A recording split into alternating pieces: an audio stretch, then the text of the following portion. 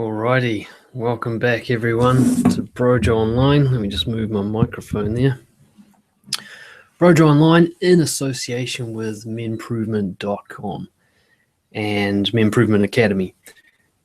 And we are at our 11th session now, and we're going really into a concept around confidence today. We're going to be looking at increasing your self-awareness. This is an absolutely crucial factor to developing yourself, because if you're not aware, you can't change. This is the beginning of all the processes of change. You have to first become aware of the thing that requires change and to be able to identify what it is exactly and how to deal with it. So increasing self-awareness, it's something that we don't talk about very often in the normal world, and yet without it, we are doomed to repeat whatever harmful patterns we've been doing. So this is it's a general topic in that it's all about your psychology. It will apply to all the different areas of your life. Your self-awareness around your health and fitness, around your social skills and your connections with others, your career, your relationships, and of course yourself, what you do to yourself. One of the key things that we talk about in Brojo all the time is that all the suffering you experience in your life is self-generated. Your mind creates suffering. And tonight or today, depending what time zone you're in, self-awareness, we're going to be looking at what it is you do that creates suffering and what you could do differently to create a more contentment, satisfaction, and enjoyment of life. Excuse me. So we're going to be looking at self-awareness today. We're going to be digging into it deeply, and we're going to be looking at how you can increase it, how you can come to view yourself more accurately, more objectively, and how you can pick up on the things that seem hidden from you at this time. It's a difficult one. I mean, when we talk about the cycle of change, often the first stage is called pre-contemplative, which is another way of saying you are not aware that you need to change.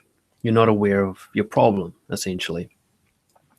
And what we're going to be doing today is looking at how to get out of that stage, how to become aware when nobody else is telling you, when there is no other form of feedback that's obviously available, and you have to do it all yourself.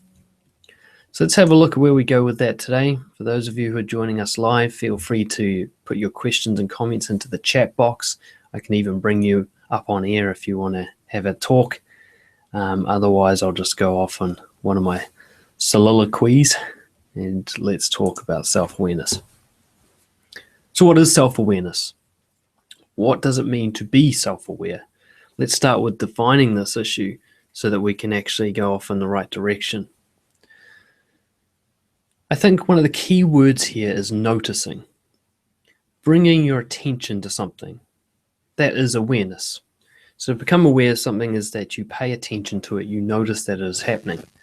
This might sound overly obvious and a little patronizing, and yet I can almost guarantee that the biggest problems that you experience in your life actually come from you not noticing what is creating them, not noticing the catalyst, not noticing the pattern, not seeing this thing repeat itself over and over, and seeing your behavior as the creator of that pattern.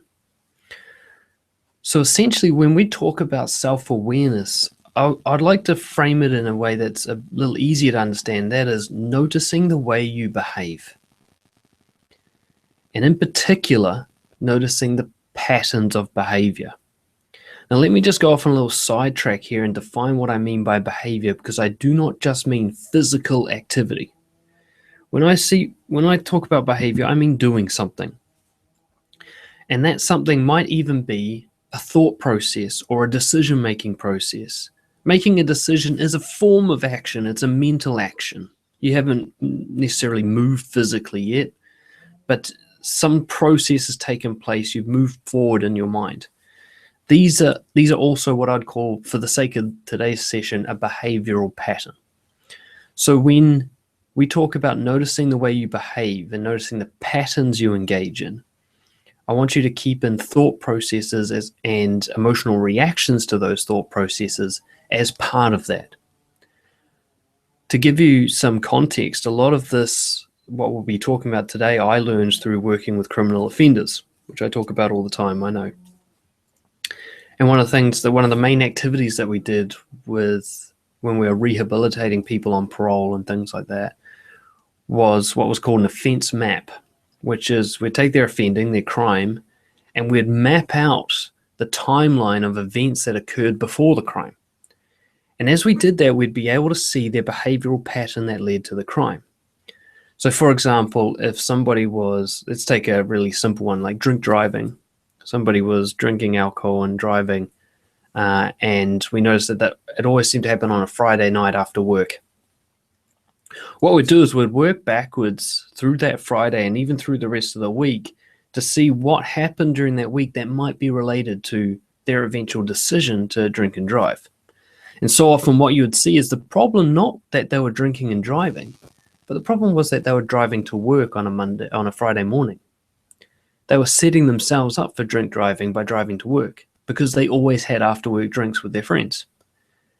And so rather than trying to put them in a position where they'd make a decision to not drink drive when they've already been drinking or when they're under peer pressure from their friends, what we'd do is we'd intervene at that Friday morning, get their partner to drop them off at work on a Friday, and then there's no chance of drink driving.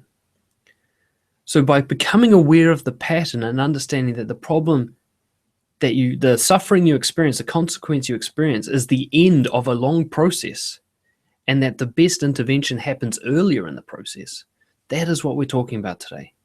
Finding that point where you intervene to prevent the suffering from happening and redirect it so that you can enjoy your life more. That is part of what we're talking about today, is also having a look just at the way you think, the way your beliefs work, and understanding how this affects your quality of life. So noticing the way you behave, it's one of the key points. Knowing what you stand for, knowing what your beliefs actually are, and questioning them, challenging them. We're going to be looking at that today. There's a kind of ironic thing that we do. We believe our beliefs.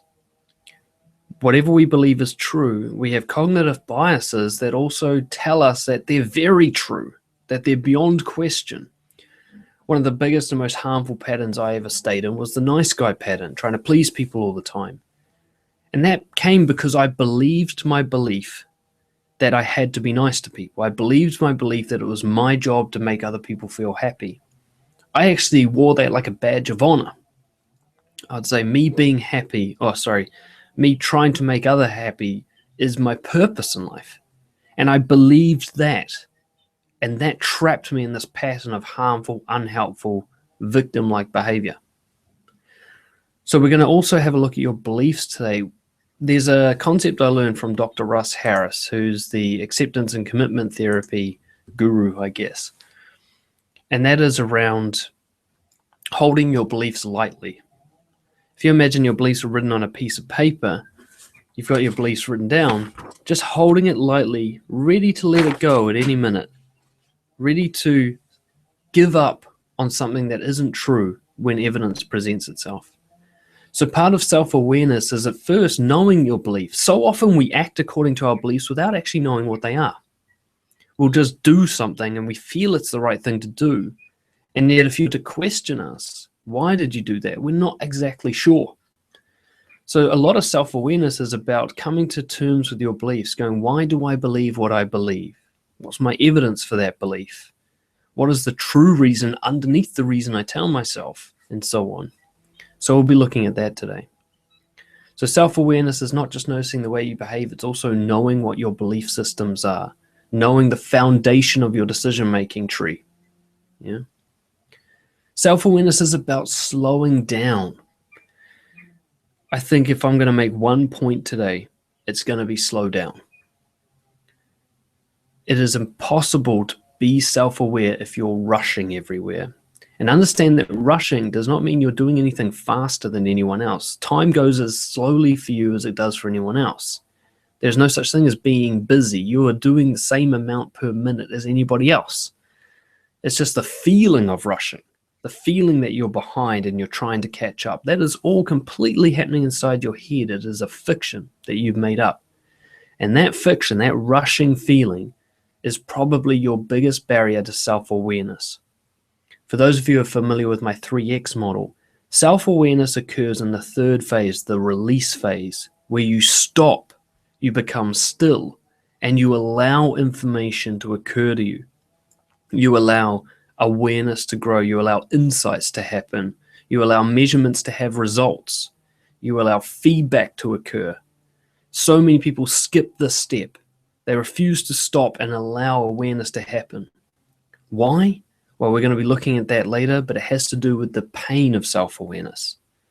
And this is also why people don't slow down, why they rush, because deep down they know how painful it will be to stop and become aware. Especially when you haven't been aware for a long time. The longer you've been ignoring what's really happening, the harder that truth will be to face when you do finally stop and look at it. So if you wonder why you seem to be repeating harmful patterns and you're not sure why, the most likely reason is you haven't actually stopped properly to ask why. You're just rushing to the next solution. Well, maybe if I do this, maybe if I do that, what if I do this? Instead of going, wait, why is this happening? What am I doing that creates this? And stopping long enough to allow that information to occur to you, to allow that evidence to present itself. So slowing down is huge. And in that slowing down, part of self-awareness is the collection and analysis of evidence. Evidence from your past. I dropped that piece of paper in my OCD, just couldn't leave it on the floor. Collection and analysis of evidence from the past. So as you go about your business, as you take action, you are creating all these reactions. All this stuff has happened. Every time you make a decision and then behave according to that decision, there's a ripple out effect. People get affected, your life gets affected, your job, your relationships, your health and fitness. All of this gets affected by your decision making. So self-awareness is regularly stopping to check on that effect, to collect evidence, to measure that, to collate it and measure it against previous evidence, to notice patterns occurring, to be able to discard something that was just a random byproduct, yet be able to keep and hold on to something that was a pattern byproduct, that it seems to have a cause and effect type relationship, or at least a correlation. The 3X model is essentially the scientific process. The explore phase is your hypothesis, the action or the engage phase is your experiment, and the release phase is your measurement and collection of data. Self-awareness is about that measurement and collection of data. It's about going, what is happening in my life? And then following that with why? More hypotheses. Why do I think this keeps happening this way? We're going to have a look at your, I hate the word triggers. It's been ruined by feminists, I guess. But the word trigger, or should I say catalyst, we're going to be having a look at what happens before you do what you do. What happens before the pattern? What seems to be the background factors? What seems to lead from one thing to the other each and every time? For example, if your dates are constantly going poorly and you realize before a date you sit at home alone and get yourself all worried about it, that's a catalyst.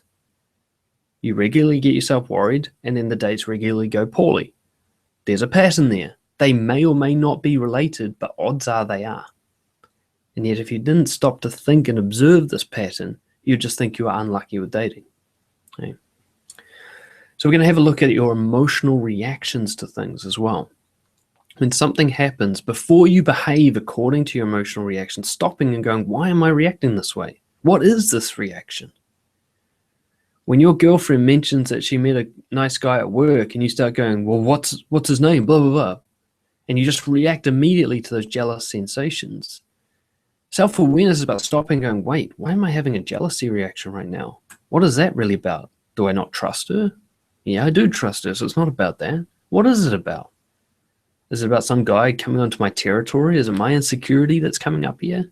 Is there anything to actually be jealous about? What is going on? This is about self-awareness. It's about stopping and taking responsibility for the way you feel before you act on it. before you allow it to determine your actions and to control your behavior. We're going to be having a look at journaling. I think it is the number one self-awareness activity, that and perhaps meditation. But journaling is where you actually analyze your life as if you're watching somebody else's and trying to give them feedback. So you become your own source of feedback. This doubles as a confidence tool, because if you become your own source of feedback, you will no longer give a shit what other people think of you. You'll already have all the feedback you need. And if you do need more from others, you will go and select those people and ask them specific questions for the information you need, rather than just hoping people give you feedback with compliments or insults. So journaling is the art form of self-awareness. Journaling is when you use either writing or talking or video to objectively observe your own life and narrate it to yourself so that you can start to see the patterns and you can start to become aware of what you're doing. There's one thing self-awareness is not. It is not autopilot behavior. Self-awareness is about stepping back and watching your automatic behaviors, your automatic patterns, and breaking them when they're no longer helpful. A really common one to question right away is politeness. It's a really automatic pattern for people to be polite, and yet nobody really stops to think, why? Why am I being polite? Do I really know why? Because it's nice? Do I know that? If I'm feeling down and I pretend to be happy because I'm being polite, is that actually a nice thing to do? To lie to that person like that? Is that respect? What is politeness? Why have I learned it? Where did I learn it from, and when did I learn it? You'll find that when you look at something like politeness, that actually it was the way your parents and caregivers trained you to be more controllable. They tell you it's good to be polite. What they're really saying is it's easier for us if you behave this way. It's less work. And yet we never stop to question it, and we spend our whole lives being polite, thinking it's a good thing to do. Yet most of the time it is a fake thing to do. And so we become liars and we shame ourselves. Autopilot behavior, I want you to stop and think, what are the things you do automatically? And why do you do them? Are you so sure that they come with a solid evidential belief system where it's been proven that this behavior helps your life? Or does it just feel good to do in the moment, which is easily confused with something that's good for you in the longer term? Being polite, it's like, oh, everyone's smiling and nice, that feels good, this must be the right thing to do. Is it really? Do you have deep connections with these people through your politeness? Do you feel confident and authentic about yourself? Or is this politeness slowly eroding your self-worth and disconnecting you from others? That's not what I'd call a good result. Essentially, self-awareness is about tuning in to yourself. It's about being able to watch yourself as if you're watching your own child grow and develop. And you can see clearly the mistakes they're making, the things they're doing well, their strengths and their weaknesses. It's about developing that view of yourself. That's what we're going to be talking about today. And in doing so, you get to live in the moment. You get to by becoming aware, you become present. And when you become present, you get to actually fucking experience life. Every time you're away in the past or the future, worrying, regretting, fantasizing, you're not here. You're not actually alive. You're not present with life as it is happening. You're missing out. Self-awareness, if nothing else, is about becoming present. It's about reducing the delay between what's something happening and you being aware of it happening. Reducing that delay until eventually they happen at the same time. The thing happens and you're aware of it happening while it occurs. Yeah. So you're going to be actively involved in the present, which would mean the letting go of judgments, letting go of labels and categories. Stop saying this is a that kind of person and this is a that. Just letting go of that and just going, what is happening? Tell me, world. Let me experience this.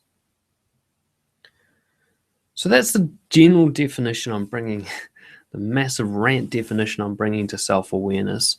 And I took some time to define it because if you don't know what it is, you can't create it. So take some time to digest what we've just been talking about in terms of what self-awareness is, and start to ask yourself, do I have it? Where am I missing it? Which brings us to our next question. How do we know when we lack it? How do we know when we need to increase it? How do we become aware that we're unaware? So I've got some few key indicators that I want to share with you that will make it a little more obvious when you're lacking self-awareness. The first one's kind of counterintuitive, and that is when things are going well. If things are smooth and comfortable, often for a long period of time, without any perception of bumpiness, without any upsets, without anything going wrong, it indicates that you're not connected with reality, because reality is not smooth. No matter who you are, no matter what life you have, if you're connected with reality, there will be ups and downs. Some things will go the way you expected, some of them won't. Some things will help your goals, some of them will harm them. And this will happen on an almost minute-to-minute basis. Sometimes you're up, sometimes you're down, sometimes you're left, sometimes you're right. That's a real life experience. If you feel like you're just cruising, everything is smooth, it doesn't mean that your life is smooth. What it means is that your brain is filtering information heavily to create the perception of smoothness. So your brain is ignoring things that give you a sense of up and down in order to create the smooth. Or your brain is actively making decisions around your behavior to avoid bumpiness, which is going to lead to a lot of harm in the future. For example, avoiding confrontation.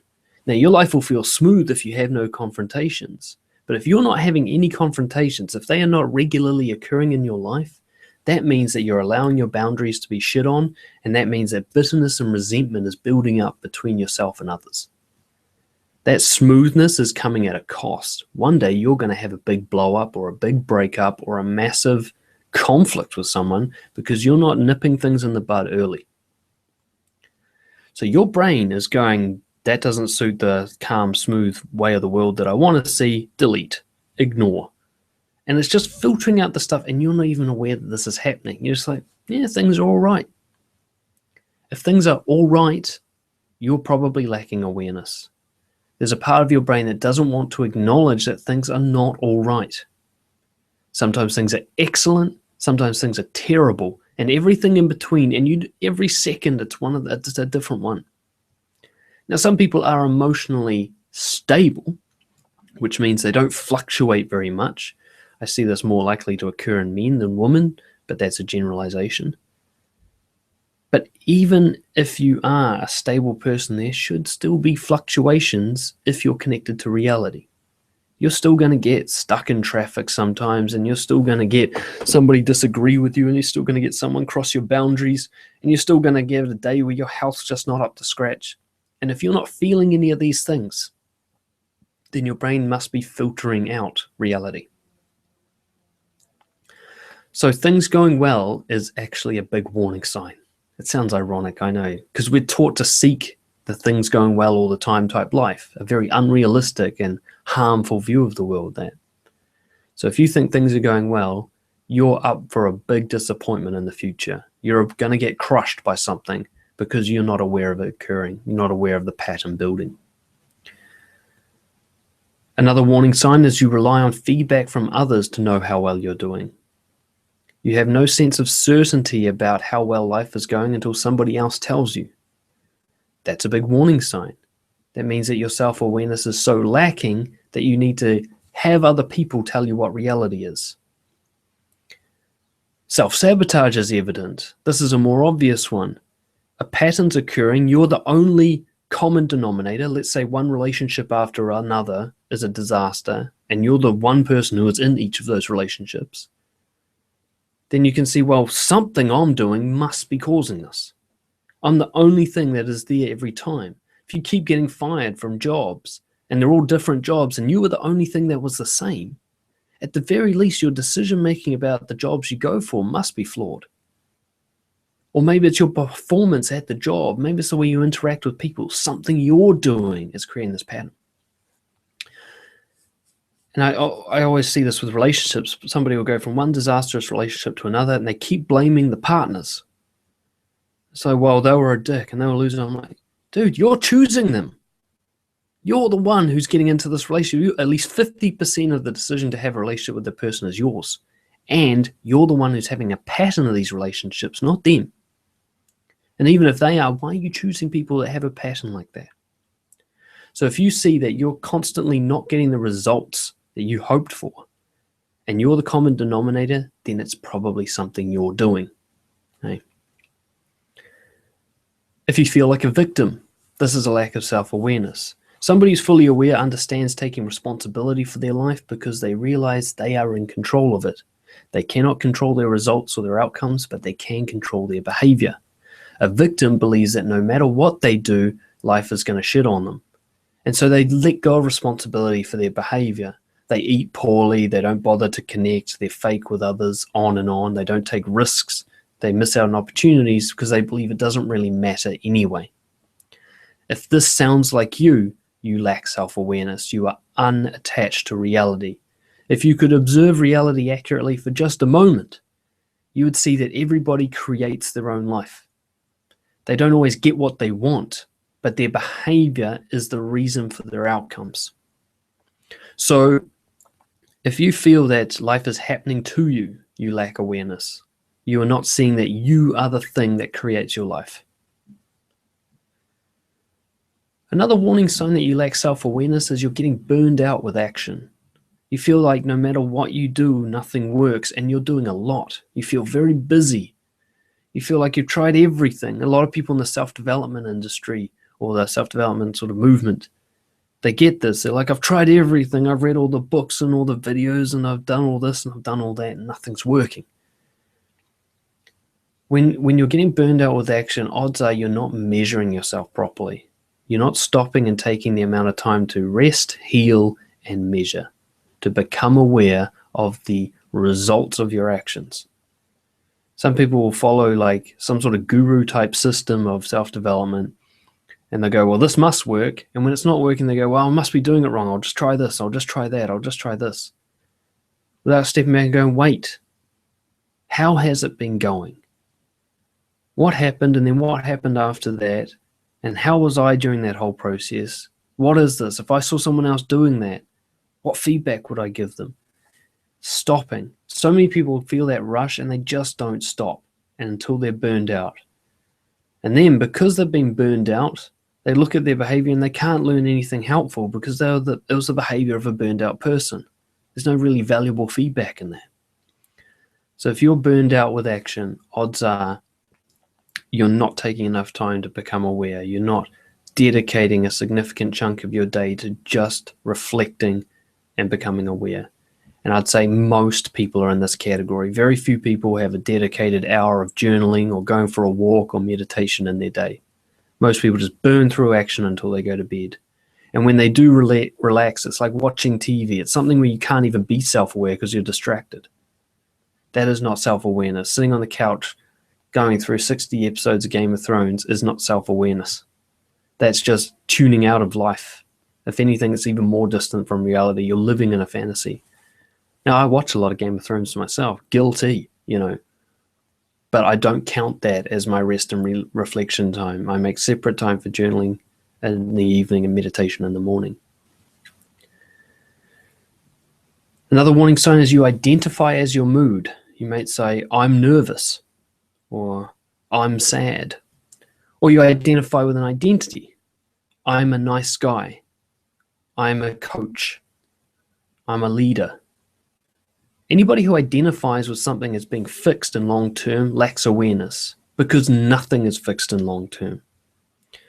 So you're not nervous. You're feeling symptoms of anxiety right now, but that's a lot different to being nervous as an identity. Like, I'm Daniel, I'm nervous. So when you're starting to use language like that, it means you've attached to something so strongly it's become your entire reality, which means you're missing everything else that's happening. You are unaware of reality. You've zoomed in on a tree and you can't see the forest. It's the same with an identity. Like if I think a lot of people identify with their job, I'm an accountant, I'm a coach. Are you an accountant when you're taking a shit? Are you an accountant when you're eating your breakfast? Are you an accountant when you're having a beer with your friends? No. You're an accountant when you're asleep? No.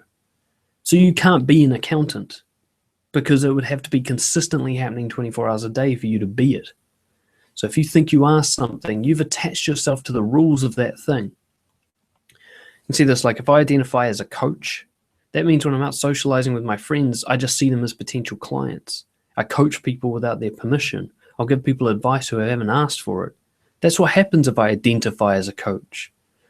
Whereas I just think it's time for me to do some coaching right now.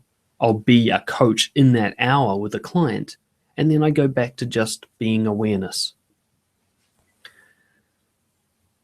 And I think probably the number one problem with self-awareness, the number one sign that you lack it, is you're staying committed to something that is obviously a bad investment. You're committed to something that is not producing positive results consistently. And this is most people. They'll stay in a bad relationship, a shitty job, a unhelpful diet, terrible friendships, and they keep putting more and more into it because they've got this idea that once it was good, or that it could be great in the future, instead of going, actually, it's shit right now, and it's been shit for ages. So staying committed to a poor investment, like an unhappy marriage or a shitty job, and using excuses, usually starting with the words, because I need.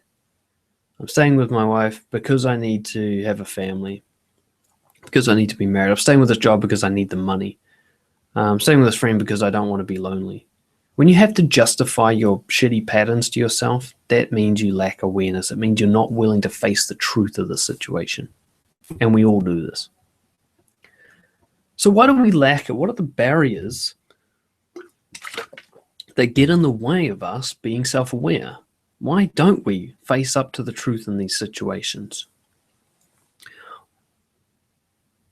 I've researched this a lot, and informally, I guess, with my coaching clients, with all the people through Brojo. And of course, I've done a lot of research of the science behind this, the barriers to self-awareness, what happens in the mind.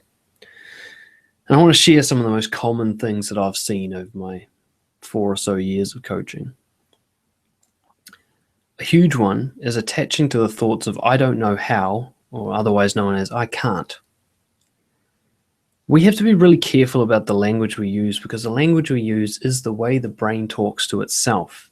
Every word is significant in the brain. It has a whole meaning attached to it, and that meaning is like a set of instructions or rules. When I say I don't know how to my brain, when I say I can't, my brain goes, well, why bother then? Because the definition of those words means there's no possibility in this situation. So the awareness of alternative options, the awareness of potential growth and learning is turned off like a light. It goes, well, if I can't, there's no point in pursuing this further. There's no reason to put any energy into observing or discovering or becoming aware. So it just doesn't do it. So I think of someone like the amount of people, imagine the ratio of people who want to start a business through to people who actually do it. It must be like 90 to 1. It's ridiculous. How many people have told me they want to start a business and a year later they're still an employee? What often steps in between them is this I can't or I don't know how. And that I don't know how is true. They don't know how yet, but they don't have that yet attached to it. They just have I don't know how as if that is the final outcome for the rest of their life. And this is baffling. You think about when back when you were a baby, you didn't know how to walk, you didn't know how to drive a car, you didn't know how to feed yourself, you didn't know how to tie your shoelaces, you didn't know how to talk to people, you didn't know how to do fucking anything, and now you know how to do all the stuff. So why you suddenly believe that you don't know how forever for some new thing doesn't even make sense. Everything else that you've wanted to learn, you've learned. Why would this next thing be any different? So when you become attached to the thought of I don't know how or I can't, you turn off your self-awareness. And a little trick straight away, I identified it before, is you can just attach the word yet or until. I don't know how until I do this program. I can't do it yet, but I will after I do this. I will after I learn this. So you can start attaching the word yet to break down the power of those highly restrictive thought patterns. Becoming fixated on outcomes and results through goals rather than focusing on the process. This is what we're taught to do in school. We're taught if you don't get a result, then your efforts didn't matter, which couldn't be less accurate and is probably why most of those people don't start businesses. Businesses are made through failures, not successes. And yet at school, you're told not to have failures. So you end up being the safe, comfortable person for the rest of your life, completely unaware of the truth. Failures are how you grow. So when you become fixated on winning, on getting a result, getting into a relationship, making more money, being buff and ripped, when you become fixated on those things, you lack awareness because you're just looking into the future for that thing that you want, which means you're totally unaware of the process that is happening. If you're trying to get a six-pack, that's fine. But if that's all you're thinking about, you're not going to be aware if your ab workout is actually having results. You're not going to be aware if your eating pattern is affecting your fat loss. You're just going to be doing what you're doing and going, it's not working. I give up. The huge barrier is deprioritizing the release phase. I talked about it before. If you're rushing, if you feel that you can't fit everything in, you're going to put reflection and healing and release way down the bottom of the list, and you're just not going to do it. Sure, you'll watch 6 hours of television and somehow discard that from having any contribution to your feelings of busyness. But the actual time you need to reflect and become aware of answers and face the fear of not the unknown, but the known, face the evidence that you don't want to face because of that rushing, then you can't create awareness if you block that. Which brings us to the real point here, is the pain. Self-awareness is painful, almost always. Almost every journal entry I've ever made, I've got about 4 years worth of journaling saved on this Word document. Almost every journaling entry had something that hurt in it. It's like, I haven't done that again. Or like, I can't believe this is happening. Why do I keep doing this? There's always that, something like that. It's very rare for me to have a journal entry like, fuck, I killed it completely today. This is awesome. There's always something that just didn't go the way that I hold myself up to and so on, something where I failed on my values or whatever. And it hurts to have that realization. But that pain isn't bad. It's growth pain. That pain is the pain of insight. It's the pain of wisdom being created in the moment. It hurts to create wisdom, but once you've got wisdom, you don't lose it and you keep growing it. So every time you go through that pain, it's just like the pain of a workout. It hurts your muscles, but the next day they're bigger and stronger. You are paying for something. You're investing with that pain. And so being unwilling to face that pain, the pain of the truth, you can't handle the truth. That kind of pain simply means you're setting yourself up for long-term suffering, which is far more painful. A lot of people think that ignorance is bliss, that they'd rather not know. There is truth to that. You are not going to be caused any pain by things you are unaware of, yet. You will become aware of them at some point in the future, and the longer you've waited to find out, the more it's going to hurt. I was coaching one guy. He was in a relationship for 7 years, and 5 of those years were bad. How did he get into a relationship that lasted that long, that terribly? It's because he didn't stop to ask, do I want to be in this relationship? He just kept trying to fix it. 5 years of his life gone. That is the payment you have to make if you choose ignorance over truth. Arrogance, thinking that you don't need to change. If you believe that you're pretty much sorted and perfect the way you are, you're doomed. Because life keeps adapting, and if you don't keep adapting with it, you're going to be left behind. If you don't think you have anything to work on, quite simply, you are wrong. Everybody's got something to work on all the time for the rest of their life. So if you think you're finished, you're just setting yourself up for a massive wake-up call later. There's a guy I know like that. He's a very, very financially successful person. He's got everything you could possibly want. He's got the millions in cash and gold. He's got the businesses. He's got the properties. He's got the boats. He's got the wife. He's got the mistress. He's got everything every guy thinks they want. And every night he drinks himself to sleep miserably. This is somebody who's arrogant, who thinks because I'm killing it in business, I therefore have the perfect life, has prevented him from stopping and going, am I actually satisfied? Is this all it cracked up to be? Is there something I'm missing? He didn't ask those questions, and now he suffers. Barriers to self-awareness, squashing emotions. Your emotions are there to tell you things about yourself, like anger. Anger tells you when your boundaries have been crossed. Anger tells you when you're passionate about something. Anger gives you courage when you're afraid. If you squash anger, you miss out on all that information. If you try to avoid anxiety, you miss out on figuring out what's important to you, what's a risk to you, what threats you perceive to exist in your environment, how your plans are going. If you don't face anxiety, you don't get any of that information. If you don't face sadness, you don't understand what you're grateful for, what you appreciate.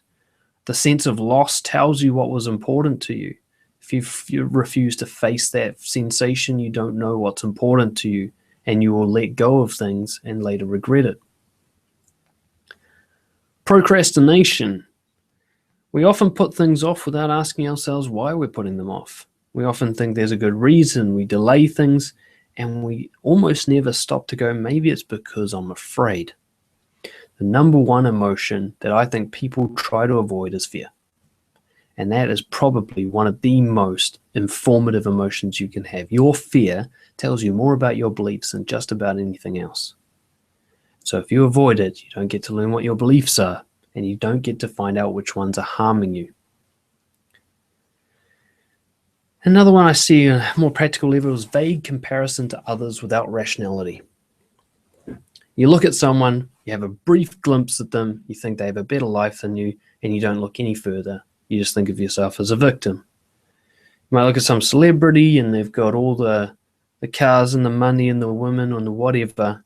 You're like, oh, they're doing better than me. But you don't stop and check it out. You don't say, hey, wait, what's all the stuff in the news about them having problems with their family? Oh, they're in drug rehab again. Are they really that happy? Do I really want to look up to this person? Do they really have something I'm missing? We often do these vague comparisons. We'll look at somebody, they're having a laugh at a party and just, oh, they're better than me. You don't even know if they're real. You don't even know if they're faking it. You don't know why they're laughing. If they are real, do they know something you don't about your behavior? Could they be able to give you some really helpful feedback as to why they get to enjoy themselves at a party and you don't? They're laughing while you're comparing yourself to them. Maybe that's the difference. So making those vague comparisons, believing them, not investigating them any further, and just going on with your life as if that's evidence, it's a huge barrier to awareness. So we talked about what awareness is. We talked about why we avoid it. We talked about how we avoid it. So let's talk about how we increase it, which is the whole point of today's lesson. Session, yap, who knows what it's called. How do we increase self-awareness in a practical way that you can actually move forward with from today and build your wisdom and therefore your confidence with it?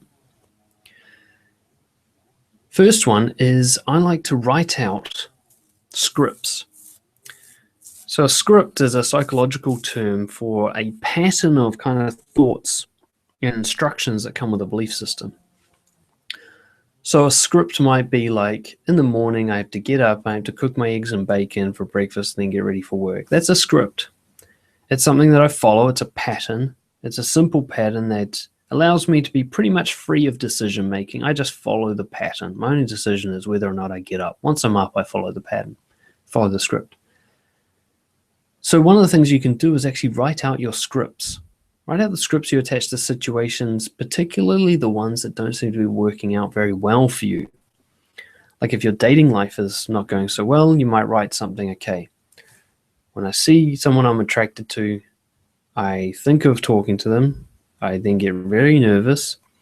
I start coming up with excuses to avoid talking to them. Then I walk away, and I feel relief when I do that, but the next day I feel really bad about it and I start beating myself up. That's my script. That's the pattern I follow. Just becoming aware of these. We're sort of semi-aware of them when they occur. We're like, oh, it's happening again. But it's very rare for us to actually write them out and see them in cold, hard words. To go like, is that what I do? I do that. I do that every time. No wonder this isn't working. And just to have that awareness of your scripts. I'm going to send out, at the bottom of this video, there should be a link to some resources, and one of those is around diffusion, which comes through a sort of a form of meditation. Diffusion is just practicing stepping back from your thoughts and your feelings and looking at them. It's probably the fuel to self-awareness. To be able to be self-aware, you need to practice the art of observation, of becoming aware that you are awareness, to become consciousness. And so meditation, diffusion, zooming out. When you're feeling like angry, zoom out and look at the anger rather than be the anger. Zoom out and go, wow, what is anger? I can feel this heat in my face. My heart's pounding. I'm tense. I've got these thoughts of revenge in my mind. Oh, is that what anger is? Rather than just going, I'm angry. Actually look back, pull it apart and see what it is. Ask, what is it telling me? Why am I having this reaction? What happened before this happened? Why is I having anger? And how does anger help me or harm me in this situation? Practice detaching from good versus bad or right versus wrong type assessments. I've been really trying to eliminate those words from my life. I know I used the word wrong earlier in this session. I caught myself doing it. My self-awareness is catching up. But I've never really found much helpfulness coming from those assessments, good and bad, right and wrong. It makes it really subjective. Whereas you can just understand that every situation is a unique moment that really can't be compared to anything else. Someone's behavior isn't right or wrong, it's just interesting. Now, you may not agree with it, you may not want that behavior in your life, but you don't have to call it wrong. You can just say, that behavior, I react to it with anger, rather than saying that behavior is wrong. And start to detach from these assessments, these comparisons that categorize and limit your awareness. And start to go, what is this unique thing each and every time without comparison? You can engage in kind of short bursts of self-awareness practice. So if you have goals, you can measure your progress on those goals using units of measurement that are reliable. You can journal, and you can limit the amount of time that you do this so that you don't reflect too long. We talked about, like, one of the problems is most people don't reflect enough. Another problem is people reflect too much. They sit there looking at their life without doing anything. So you can have a limit. How much time am I allowed to reflect before I have to take the next action and make the next decision? And start following that. So, okay, I'm allowed half an hour of journaling each night, but I can't dwell on something all day long. I'll journal for half an hour, and after that, I have to decide on an action I'm going to take the following morning to address the thing I've been dwelling on. So rather than going, I can't believe she dumped me for 3 days, you go half an hour of, I can't believe she dumped me. This is all the thoughts and feelings I'm having around it. What am I going to do next? I'm going to go hang out with a friend to feel more social. Right, done. Moving on. Have your sadness time. Have your grief, and then do something about it rather than just dwelling, which is staying in reflection and not moving on. Practicing, essentially, awareness is also acceptance.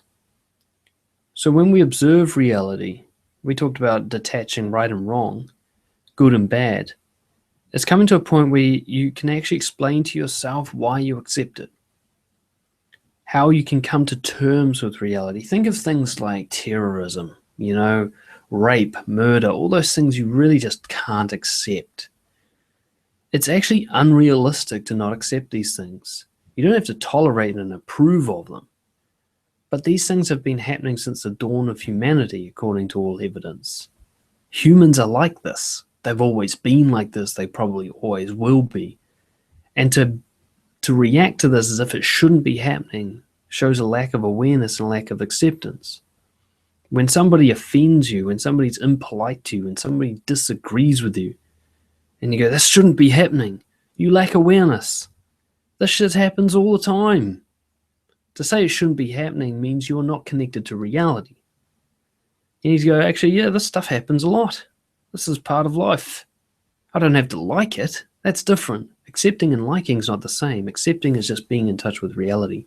So what you can do when you journal is you can catch the things you didn't accept, like, I should have done this, or they shouldn't have done that, and go, wait, that did happen. There's no should or shouldn't. That's a made-up fiction. And catching yourself and really reframing it. I wish that didn't happen, but it did. Therefore, I've learned this about reality. Therefore, I've learned that about this person, and so on. Treat yourself like you're your own client and you're a coach. Question and challenge yourself. You might write out in your journal, this is what I did today, and then you play the coach role and go, why did you do that? Why do you think that was a good thing to do? Why are you proud of that? Why are you not proud of this? And really dive deep.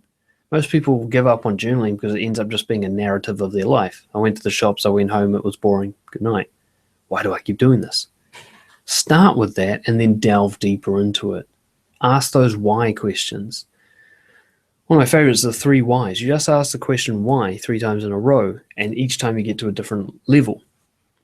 So I didn't go up and say hi to that girl I was attracted to. Why? Because I was feeling nervous. Why is nervous a good reason not to talk to her? Because my voice wouldn't be very good. Why is your voice not being very good a good reason not to talk to her? I guess it's not. And you can dive deeper and deeper. Keep why questioning whatever the answer is. Assume the answer is wrong and challenge it. And dig and dig and dig until you get to the real truth where you can't challenge it anymore. You're like, that's the truth. There's no further why.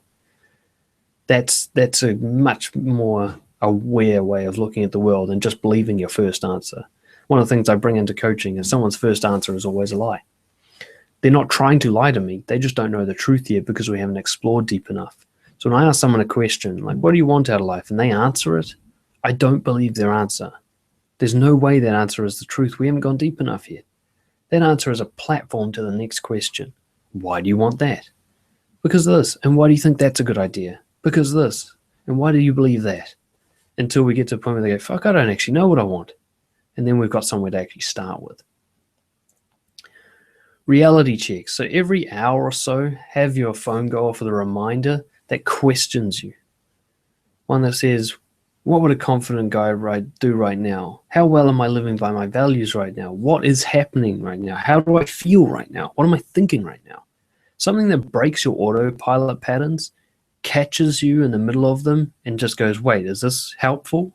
Is the way you're behaving right now going to improve your life in the long term? Let's just double check. Do this for a couple of weeks. You'll be amazed at what you notice. And when you do notice that you have autopilot behaviors, stop and ask yourself, why? Who taught me this? When did this conditioning occur in my brain? Is the person who taught me this or the people who taught me this a reliable source of mentorship? Should I be following that advice? My teacher who told me I should get a safe job, are they someone who's an expert on entrepreneurship? Should I be listening to them? My parents who told me that I should be polite, are they happy with all the relationships in their lives? Is everything going smoothly for them? Should I be taking their advice? All those people who told me I should and shouldn't and can and can't, do they actually know what the fuck they're talking about? Or have I just gone and believed them without questioning, without critical thinking? So, to kind of summarize and wrap this up, self-awareness. Without it, you can't change.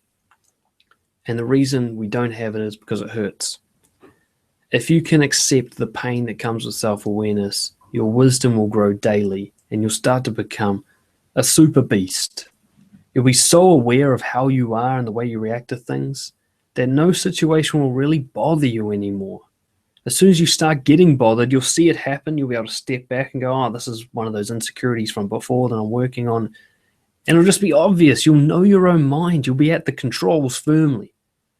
You'll go, I'm having that reaction again. I know why that happens. That was the same as last week. And you just carry on with your life, totally aware of what's happening and non-judgmental, so you're able to connect with people so much more. And if any of you watching this really want to increase your self-awareness, you want the support and feedback to become aware of who you are and then use that information to your advantage, I am available for one-to-one coaching. Just email me, dan@brojo.co.nz, and we can talk about it. So I hope this has been a helpful session for you all, and I look forward to seeing you again next week for the next installment of Brojo Online. Cheers.